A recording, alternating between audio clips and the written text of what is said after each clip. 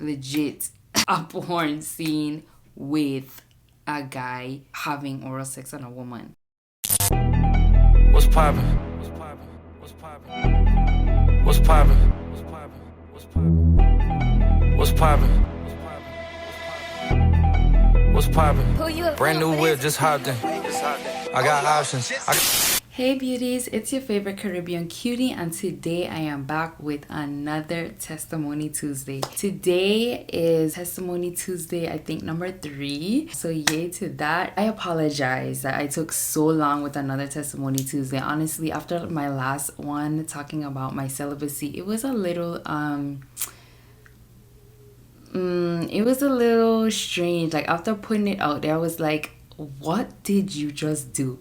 Like, you just let everybody know like something so personal, and it was kind of weird, but I know that I didn't do it like out of my own will. I felt like God was definitely like leading me to do that, so I don't feel like I wasn't supposed to put it out there. It was just a little weird, and then like I kind of got like different feedbacks, good feedback, but then I noticed people felt the need to like lie to me and tell me like they've been celibate or they haven't had sex in a long time, and it's just like, what I do, what I'm called to do, and what you are called to do, we are on two different paths. Like, Testimony Tuesday is not to make anybody feel guilty about their own lifestyle. Like, I am not even like that. I'm probably going to be one of the most relatable Christians that you ever meet. Like, I don't want anybody to feel like you have to be doing what I am doing to feel like we can relate, or it's not for you to feel any type of way. Like, we're on two different paths. My job is to just inspire you, and hopefully you feel this path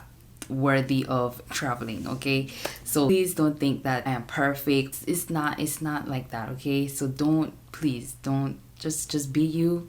I'm gonna be me. Anyway, if you are new here, welcome. This channel is about faith, beauty, business, and vlogs. If you are interested in any of those things, go ahead and click that subscribe button right now and join the beauty family. I am Zazelb, and I am here to just bring you positive energy, faith, love, everything. Welcome, and hope you enjoy this video. Today's Testimony Tuesday is going to be a story time edition, so a little bit different. By the title, yes, we're talking about your girl almost got flued out, but me being celibate changed that very quickly. So it started out with this individual on Instagram. He added me on Instagram, and he was like, reacting to my stories and liking some of my pictures and stuff. So I went on his page, and that was the first thing that I noticed. I was like, okay, he have a blue check mark, so he is official. So let me check him out. Who is this? So I was like, okay, he's cute, whatever. But like, it didn't really like faze me. Like, whatever, like, it is what it is. Because one thing about me, like, I don't care about like titles and stuff like that. Like, it's nice, but it's not gonna make me like starstruck and be like, oh my gosh, he just like my picture. Like, nah, like, no. So I didn't really even go back and like anything. I don't think. I was just like, okay, cool. So he kept like doing it. Anytime I post, he would react to it and stuff like that. So obviously he wanted my attention. Now, even talking about it in this very moment, I feel like, because he could have been DM me or something, he probably kept reacting to my stuff so I could be the one to reach out to him and probably say something, well, thank you for liking my pictures, or something weird. No, I'm not gonna do that. So he had react to this story I have posted on my Instagram. It was a picture of me, like, stating like new post or whatever, and then he heart it, and I was like, thank you, and then he was like, welcome, love, and then that was it. Like, I didn't respond or nothing. And then later on that night, he was like, hey, sup, or what's up, or something like that. So then I was like, okay, he's obviously interested. So I started engaging in conversation. So shortly after, he basically like lured me over to Snapchat. He was like, oh, can you message me on Snapchat instead? Not trying to sound cocky, but it's easy for your messages to get lost in my DMs or whatever. So I was like, okay, you a real deal celebrity. But after a while, I noticed why he tried to get me to Snapchat, because Snapchat messages delete after a while. So there won't be any trace of us having conversation unless like I save the message. And not to mention, he'll know if I save the message. So I feel like that's what that whole Snapchat thing was all about. So eventually we went to Snapchat, started talking more, blah, blah, blah. This is in the same night. Disclaimer, we only talked for less than 24 hours. Like, it was literally like just a few hours and that was it.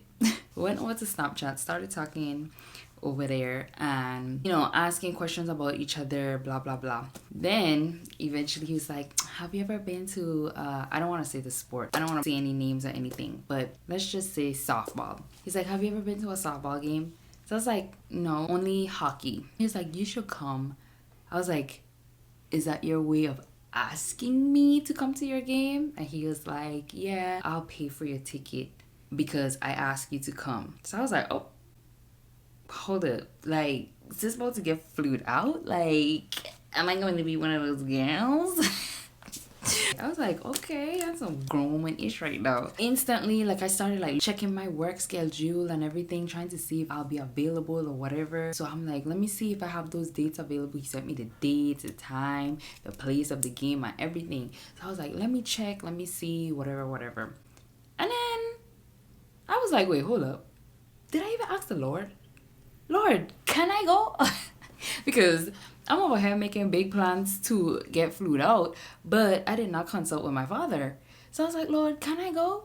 Honestly, I don't even remember getting an answer. God probably was like, girl, you know better. Like, at the end of the day, even if God don't answer you, you have enough wisdom to make a wise decision. I say, okay, you know what? Here's what I'll do.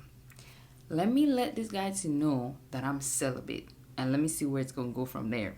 Because the last thing I want anybody to think is you gonna fly me out and I owe you sex because you fly me out. Like, no, it's not. No, you're getting nothing. Okay, I'm coming to watch your game and we probably could spend a little quality time and that's it. I can't remember how I said it, but I probably was like something along the lines of, just so you know, I'm celibate, I'm not sexually active. He was like, oh really? Like, how long or whatever? I'm like, 8 years. He's like, why are you doing this to yourself? Like, they always say the same thing. I swear, they all say the same thing. Why are you doing this to yourself? No, why are you not doing this to yourself?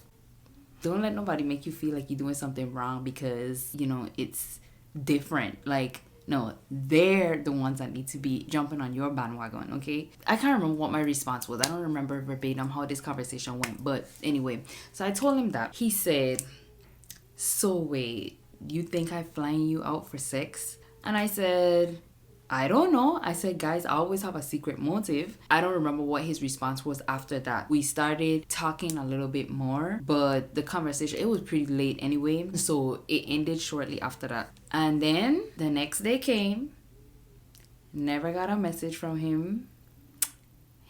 The day went by, never heard back from him. The next day came, I haven't heard from him. And the next day came and I never heard from him. So I never heard from this guy ever since telling him that I was celibate. And you know what? Kudos to him, because he could have fly me out and, you know, try to still do some weird crap to me. So, you know, he could have lead me on and he didn't. He don't got no time for that, because you know what? The same thing he did to me, he probably do to so many other people, because not to mention, he does have status. He has caliber. He has clout. So girls who probably don't have much morals or easily starstruck, or they see a little blue check, they're like, oh yes, girl, like, I'm about to get flued out, blah, blah, blah, and probably give it up. It's probably easy for him to get it, like, you know, so he probably like, she's too much work. No, hard no. But I appreciate him for not pursuing me, because yeah, I wish that there was more to this story, but it isn't. It's a pretty short story. I said all that to say it's important to consult with God before making any decisions, because had I not stopped in my tracks and realized like what I was getting myself into, I could have possibly go on let him fly me out, don't mention it to him, like, oh, that I'm celibate, and then that could have ended up in possible date rape. Who's to say like I fly you out, like you owe me something, and like you know how devastating that would be for somebody who haven't had sex in 8 years to get raped or even end up with an STD or something. Like, I don't even know how I would have forgive myself, honestly. So I am so glad, one, I have morals, I'm not easily like lured into stuff, and two, I have the Lord and I have wisdom. Like, ask God what you should do. He could have done fly me out and then do whatever he wanted, and then probably I would have never heard back from him. Ended up with, being heartbroken, and it could have just ended horrible, okay? Like, seriously. So aside from that, since it's already a short story, I'll add a little piece to it. Like, what I've noticed, like, with being celibate, once talking to guys and letting them know like that's the path I'm on, I noticed that they would try to see how much they could get away with. Only one person in life that I ever spoke to that wasn't trying to like do too much to see like, let me see if I say this, what her response gonna be. Let me see if I show her this, what she gonna do. Like, the worst thing that probably happened to me, right? Another short story. I had to tell this guy who wasn't even like talking or in a relationship or nothing. He was literally just a friend that had just me. But I was telling him a little story about somebody I was talking to, and he was like, "You celibate? I never met a celibate girl before." He even started calling me celibate, like as a nickname or whatever. Tell me why one day I went in my Snapchat, saw a message from him, thinking he just, cool, being a friend. Opened a message and it was legit a porn scene with a guy having oral sex on a woman. And I was at work when I opened it, and I said, like, I was in total shock, honestly. I was like, what in the world is this? Like, why would he send me that? And I was on the phone with my best friend, and I was like, girl, all I kept saying was like, oh my gosh, oh my gosh, oh my gosh, oh my gosh, oh my gosh. She's like, what happened? I was like, somebody just sent me, like, and I was like, this is so weird. So I even got upset. Like, honestly, that offended me. You know the path that I am, and you gonna send me something like that. Like, that's disrespectful, honestly. So I told him, I said, I don't know what type of time you think I'm on, but this ain't it. He's like, oh, that was my bad.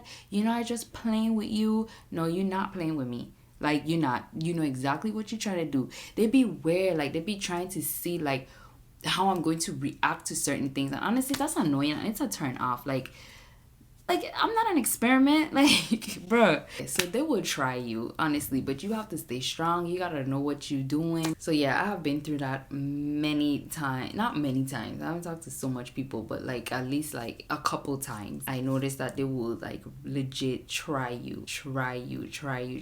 And I believe their ultimate goal is obviously to make you break and try to have sex with you. But no, ain't nobody out here worth it. Like, no. This ain't it. So yeah, thank the Lord that I'm strong. Glory be to God, because child, I could have fallen. I ain't even gonna lie. But if I had to leave this testimony Tuesday with a scripture on it, I would definitely say Proverbs 3:5-6. Trust in the Lord with all your heart and lean not to your own understanding. In all your ways submit to him, and he will direct your path. And I say that particular scripture because allowing God to be a part of your decision making will save you a lot of trouble. It will save you a lot of heartbreak. It would save you from a number of things, okay? Like, the list literally goes on. But if you include God into your decision making, you gonna be good. You gonna always be good. Like, you could never go wrong. It's literally a win-win situation. Do not lean to your own understanding, okay? We are not smart enough. We are not wise enough.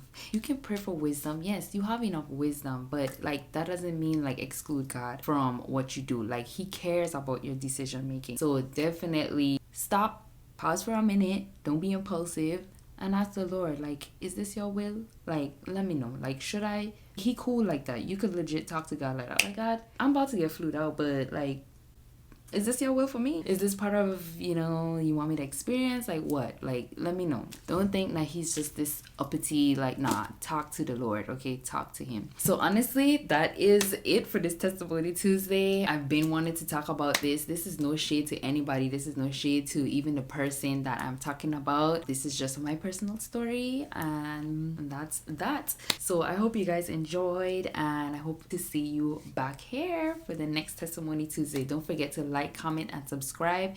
And if you enjoyed this video, please share it to the girls. I love you guys.